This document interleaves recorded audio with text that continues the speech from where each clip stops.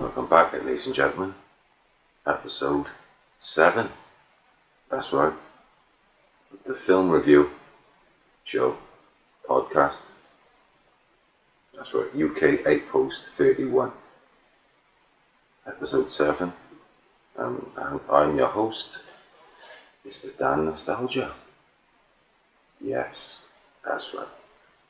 And today's film is The Horde, or The Horde, released on 20th of August 2009, directed by Benjamin Rocha and Yannick Dehan, screenplay by Amon Borders, Benjamin Rocha, Stefan Osakis and Yannick Dehan, produced by Raphael Rocha, starring Claude Perron, Jean-Pierre Martins, Eric Eboueni, Aurélien Roquin and Dondo Master.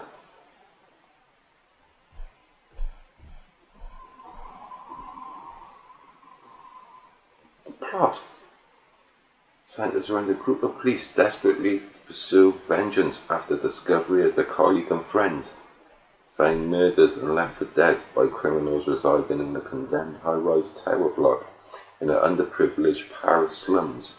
A snag in the plans of the revenge-seeking Paris cops leaves the group in limbo, and fate is left in the hands of their captors until an adversary forces the two opposing factions to uneasily unite in order of survival against the oncoming onslaught from the dead.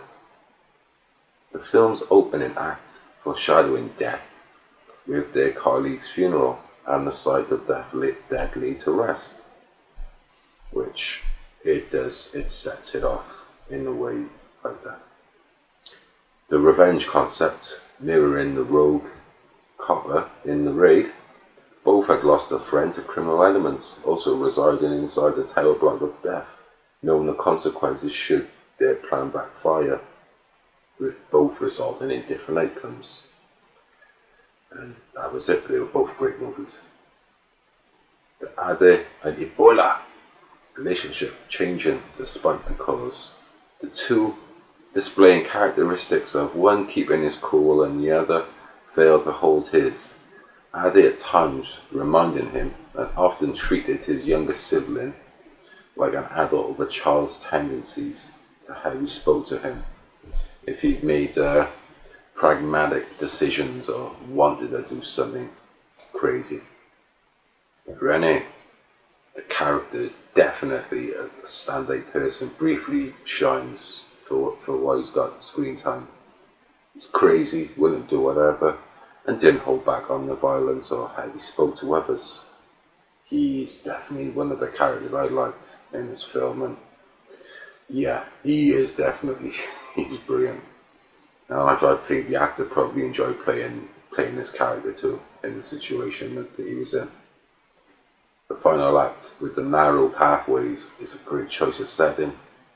The tensions and build-up as the trio near the exit, plus the lack of bullets, then the ending is definitely creative and totally unexpected. How the plot thickens and the basis of revenge still bubbled to the surface. Oh man, it's amazing. That's like I said. The Horde was shot in Paris, France in 2008. Music being essential with the tones of each scene. At times the music elevates the tension and the difference in the styles of the melodies.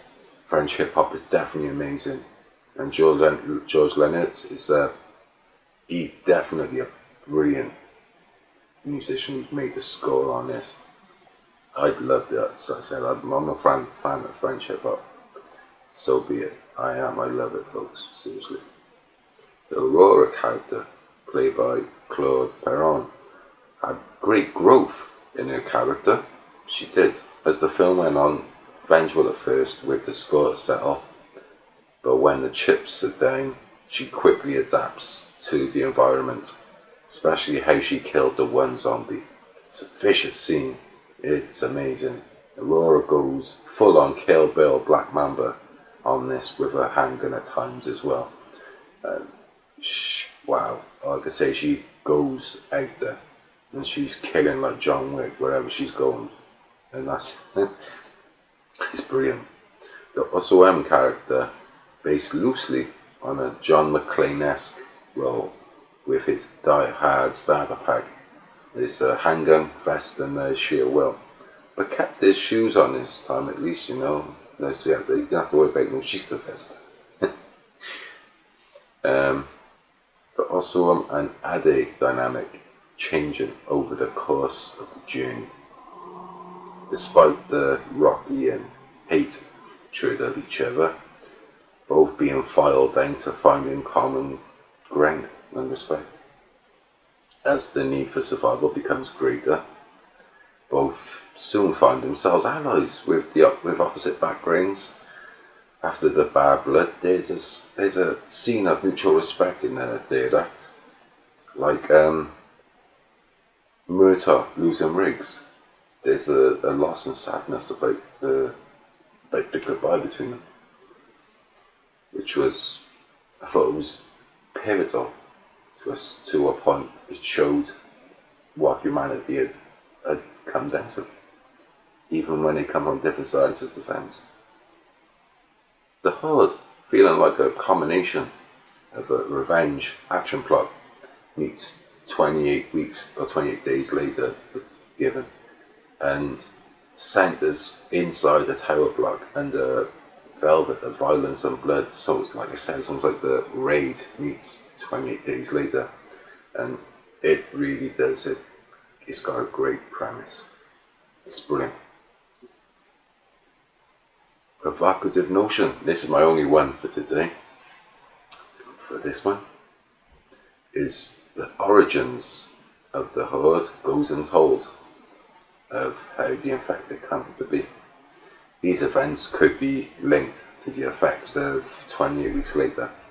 Hear me out, let me land this, no pun intended. But when Flynn crash lands his helicopter in France, and it's Andy being a carrier, an outbreak is more than most likely to happen. That's gotta hurt you. But that's how it will be. But this could be the B-movie spin-off to the British zombie feature. Could you bounce on that idea? Maybe? Considering the film's radio broadcast spoke of the virus reaching Paris and New York. Was this deliberate by Benjamin and Yannick? Was it? I think it could have been. I would have done it if I was making this film. I would have tried to tongue-in-cheek try to attach myself to it, to the franchise, and go along and seeing Danny Boyle, and this is the side that this is the French version. So it's a good idea. The timeline might be off, but really, if you examine the timeline, it wasn't much in it. It's very little. So the film was released in North America 2 years later, and I stumbled across this gem on the off chance many years ago, late night shopping, and yeah, just got it on the off chance, which happened to work. The film's release came part of a film festival on August 28th, 2009. The London Film Festival, the Horde having 200 screens throughout France in February of 2010. The IFC Films acquired the release in 2009 for the United States film rights. This package deal came with a limited US theatrical run in August of 2010, which got him some coverage and helped try and bring something in. The Horde had won 2 Ghana for Best Screenplay and Best Effects. Fantasporto Film Festival, or the Fantas, which originated in Porto and Portugal in 1981, had also recognised this film with awards. The film's critics, holding a score of 45% rating on a Rotten Tomatoes. General reviews fell short of average scores. They didn't give it the best, and I think they could have done more. But that's just my opinion. Another horror film that starts the opening act with a story and concept that seems simple and seems one that everyone jumps on the bandwagon of until they're thrown off it, was From Dusk Till Dawn. As the film rolls on, before the film completely flips the film on its head and changing the undertone of your preconception and mine.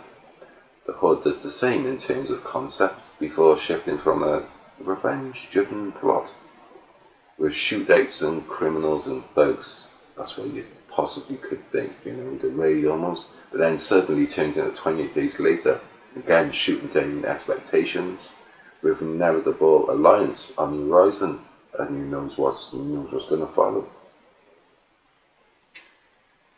My review on this is, this film gets very, very trigger happy from the final act, from the first to the final act, definitely. Doesn't run short of violence, action or ammunition.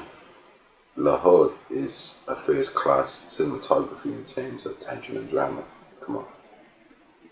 The conflict between the characters intertwining from strong bonds to distant friends to slow cooking enemies starts to unravel amongst a group of undead, only gathering in more numbers. Yet each scene offers great twists, dialogue, and shed loads of slugs to drop a oucher.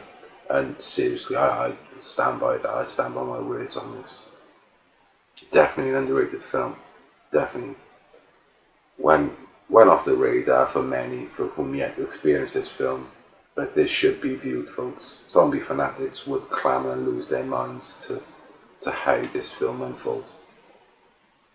You can see the Boyle influence throughout, a shitload of originality in the three blood-filled acts of carnage and violence.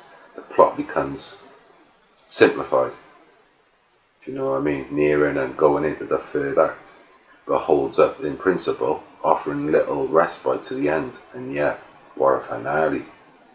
Plenty of shootouts and still twists to go along. I recommend this like adrenaline shot to Mia Wallace on Lance's living room floor when Vince brings it up. That's what I seriously suggest. This is it. I would recommend it in that way. This didn't set the world on fire though. I've got to be honest with you. Okay, it's a simple plot in that way. It didn't set the world on fire, but definitely deserves fair dues and should be given a looked at with a higher rating and more backed view. So I'm going to give this film a rating of 4 out of 5. And that's how I'm going to rate this one. So, I want to take a moment with this segment to say goodbye to Tom Sizemore, a Hollywood actor who had featured heavily in a lot of prominent films, the Saving Private Ryan, featured in Lockup. One of my favourites with Christopher Penn was True Romance, when he played the two LA detectives, and that was brilliant. And then to his part in Passenger 57 alongside Wesley Snipes, that was, and Liz Hurley, that was amazing. And yeah, the man is a legend, and I think he should have been given more of an opportunity for a leading man status, which never come around, and that's unfortunate. And we'll never know how great Tom Sizemore could have been as a lead man. And second one is Lance Reddick, man who I never watched The Wire. I hear mixed things about it, but everyone's got their own opinion. But Lance, he was just looking at the man, he looked like a professional. From how he conducted himself, even how he conducted his characters, conducted themselves. I'd seen him in John Wick, and how he composed himself he just looked like a sincere character, a sincere person. And I had recently read a story in regards to Lance Reddick and Keanu Reeves and how they were good friends offset. And this was amazing to hear, and it's to know that Keanu Reeves is an amazing person in real life. They say good things about him, and for what he and how Lance was amazing. And for what I heard, yeah, that was thoughtful words and gestures. So I would say rest in peace to these two Hollywood actors, and I'd sincere, I'd send my wishes out to their families at this time. So, as I get into my last segment of the day, what have you been watching? I'll tell you what I've been watching, ladies and gentlemen. I started watching series 1 of Happy Valley, starring Sarah Lancashire. So far it's definitely compelling, and it doesn't leave you disappointed, just wanting more. Definitely worth a watch, folks. I've started enjoying this. I sort of gave it a pass when it first aired, and I'm coming back to it now, and I'm going to give this one a watch. And yeah, I suggest that you should do the same. Give it a watch. Also, been retro watching season 1 on disc, the 18, which only a few days ago I purchased season 2, and for a small price, a very, very small price. And yeah, let's just be honest, this doesn't age the best, but nostalgia will always stay classy, and this is the thing about this previous TV is, yeah, it's great stuff. It's there for a reason. New generations say, oh, it's old. It's not old. You haven't seen it. That's the thing.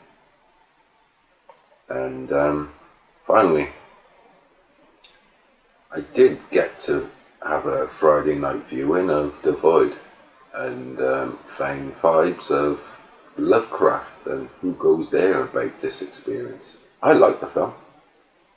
Weird. I'd have to give it another watch just to understand, because it's always the first time you're trying to take everything in the best you can, but the second time you can take more of background scenes and conversation about it.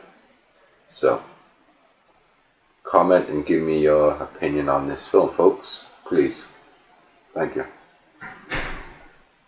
So, I'm going to wrap this up today and say thank you for listening to UK Outpost 31. Thank you. And please like, subscribe, comment. Please comment, talk to me. Interact with me. I want to interact with you. I'm looking for an opportunity. I've got many things up my sleeve that is on its way out, in the pipeline, in the works, and definitely help me get those numbers up, folks. So, this is Dan Nostalgia from UK Outpost 31, and out. Wishing you a big thank you, and wishing you the best day you can have. Thank you.